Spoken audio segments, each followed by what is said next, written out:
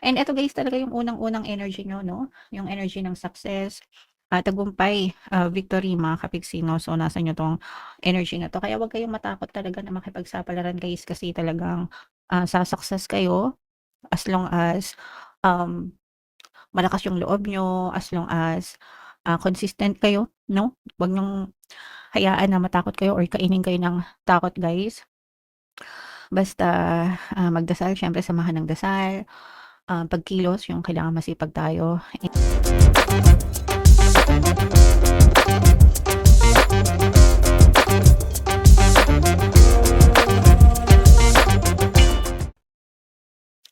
Hello guys, hello Virgo, welcome back to Pinoy Pixie Tarot. Ang pamagat ng episode natin for tonight is mid-month kapalaran para ngayong April 16 to 31 para sa 16 to 30 para sa Virgo, Sun, Moon, Rising, Sign, and Venus.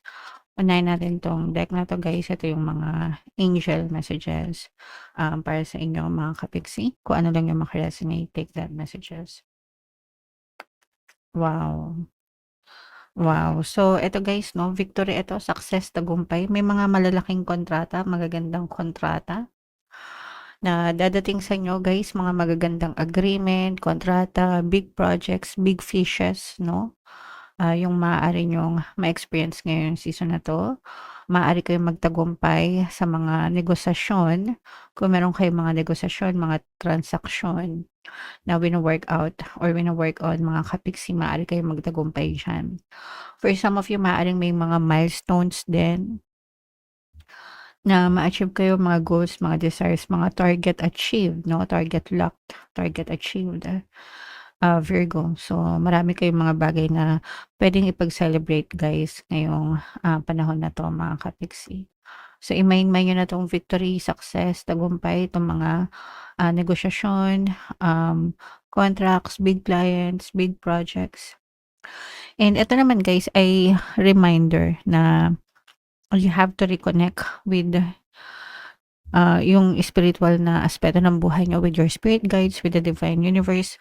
Unang-una, matuto kayo magpasalamat sa mga blessings, no, na na-experience nyo sa buhay. Pangalawa, always connect with them, guys, especially the divine creator, di ba? And your spirit guides was always guiding you, protecting you, and helping you, no? Sila yung hindi tayo iniiwan sa buhay natin. So always be grateful to them, Virgo. Okay? Right. So, yan yung mga angel messages nyo. Comment down below if naka-resonate kayo. I-main-main nyo tong mga message na to guys. And ito naman yung sa love connection, love energies sa inyong love relationship. So, kung ano lang yung maka-resonate, take that message. So, ito guys, merong naghahabol sa relationship. Nagkakaroon na to ng emotional detachment guys. Meron ng umaayaw. And merong naghahabol. So, it's either ikaw yung naghahabol or ikaw yung hinahabol. Pero definitely guys, ano na to, unrequited na. Ibig sabihin na hindi na binabalik yung affection, yung pagmamahal. Kaya naghahabol na yung isa. And yung isa ay ayaw na. Pero yung isa gusto pang ilaban. Okay? So, may mga ganyang nangyayari sa relationship mga kapiksi. Ito naman sa mga nasa talking stage or situationship, no, na parang getting to know, pwedeng nasa friendship stage na papunta sa situationship, yung iba nasa situationship, mga kapiksi, hindi, kumbaga parang hindi pa formal na relationship guys, okay? So, nandun yung interest, araw-araw nag-uusap, magka-chat, magka-video call, flirt-flirt, landi-landi. Bahala kayo dyan guys, matatanda na kayo. Tuloy nyo lang kung saan kayo masaya. Basta, wag lang sa mga may jowa, mga kapiksi. Okay? Kilalanin nyo mabuti yung mga kausap nyo, baka mamaya may jowa na pala yan. Alright, so comment down below, guys, if feeling nyo naka-resonate kayo dyan. So, ito naman ay ito na yung deck na gagamitin natin guys. Hanapin natin yung energy ng Virgo habang sinashuffle ko to. Panoorin nyo muna yung video natin regarding sa ating paano mag-manifest ng abundance video course. Kapiksi, sawa ka na ba sa mga struggles at hirap sa buhay mo?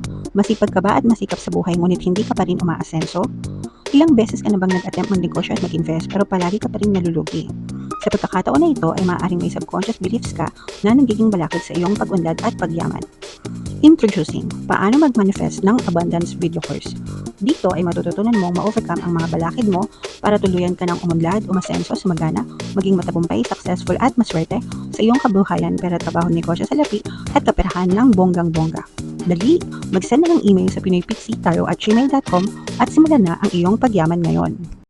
Alright, so sa lahat ng gusto mag-avail ng course guys, meron tayong paano mag-manifest ng abundance video course, paano mawala ang third party at magkaroon ng harmonious na relationship, paano pabalikin si ex revised breakup. Sa mga interesado guys, mag-send lang kayo ng email sa pinoypixie@gmail.com. And sa mga naghahanap ng pampaswerte guys, meron tayong money shaker jars. Ito yan guys, no? Super effective na pampaswerte. At saka ito guys. So ito yung WhatsApp number ko, i-chat nyo lang ako dyan guys. Huwag na kayo magpahuli mga kapiksi, no? Sobrang dami ng sumasucess dyan. So, avail nyo kayo guys. So, Virgo kayo ay represent ng King of Pentacles mga kapiksi. Unahin natin yung negative guys, no? Ito yung sa relationship mga kapiksi. Marami na kayong pag-aaway. Guys, marami ng gusot sa relationship. Super stress na mga kapiksi, no? Pero yun nga, sabi ko sa inyo, yung isa ayaw na, yung isa pinaglalaban pa mga kapiksi. So, pwedeng nandun kayo sa stage na yan. Actually, yung iba sa inyo, parang feeling ko kayo yung naghahabol pa, no? Kasi nasa inyo yung stress eh. Nasa inyo yung stress, kayo yung nai-stress. So, kayo yung broken hearted guys. So, nasa inyo yung kalbaryo mga kapiksi. So, it's time to reassess your relationship kung worth it pa ba to mga kapiksi. Kasi diba sabi ko nga sa inyo, in a relationship kayo para sumaya kayo, para kiligin kayo, hindi para umiyak kayo, hindi para masaktan kayo ng paulit-ulit. Kasi ito guys, parang naipon, no? Parang may mga naipon na mga away, gusot, no? Na hindi nare-resolve hanggang sa tuluyan na siyang bumigay mga kapiksi, and hindi na kayo makabangon guys, okay? So kung ganitong klase yung relationship nyo, papayag ba kayo na magtagal sa ganitong klaseng sitwasyon? So isip-isip din kayo mga kapiksi, okay? Kung worth it pa ba na ipaglaban yan. Kung gusto nyo, pwede naman guys. Pero kung tanongin nyo muna yung sarili nyo kung worth it pa ba. Alright? So yun yung nakikita natin sa negative mga kapiksi. So positive naman guys, ito yung mga magaganda. Ito guys, nakikita natin na parang nakita nyo na yung parang nakakita kayo ng solusyon sa mga problema nyo sa buhay, no? Hindi sa pag-ibig tapos parang ready na kayo na meron kayong fear, merong takot, but at the same time excited kayo kasi parang hindi nyo alam kung saan kayo pupunta. Ito yung tinatawag natin na parang lalabas kayo ng comfort zone, may kipagsapalaran. Ito yung favorite kong kasabihan. I live by this motto, no? We'll cross the bridge when we get there, no? Kapag nandyan na yun tulay, tsaka natin tawirin. So, kahit na hindi mo nakikita kung saan ka pupunta, di ba? Tuloy lang kasi hindi mo naman malalaman yung resulta talaga kung hindi mo susubukan. So, that's where you are right now.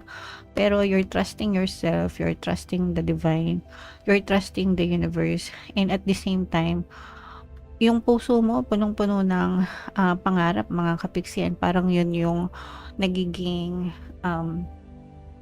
gasolina mo, no? Yung pag-ibig sa puso mo na gagawin mo to kasi gusto mong maabot yung pangarap mo, or ito talaga yung gusto mong gawin, di ba? So push lang guys, no? Ang importante is sumubok kayo kesa naman sa hindi kayo sumuko agad kayo, di ba? So try and try lang mga kapiksi, cross the bridge when you get there, okay? Alright. So, what else? Tingnan pa natin. Guys, eto nakikita natin na merong mga relationship na maghihilom sa ano 'to, pamilya guys, 'no? Sa pamilya, may mga relationship na maghihilom, magre-reconnect. Guys, kung meron kayong mga issue sa family niyo, sa magulang, sa mga kapatid, kamag-anak, puwede rin sa mga kaibigan, mga kapiksino, or puwede rin sa asawa kung mag-asawa kayo, ganyan.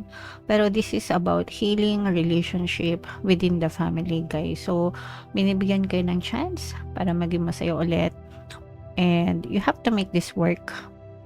Kasi family natin 'yan, 'di ba? Tayo-tayo yung magkakadugo.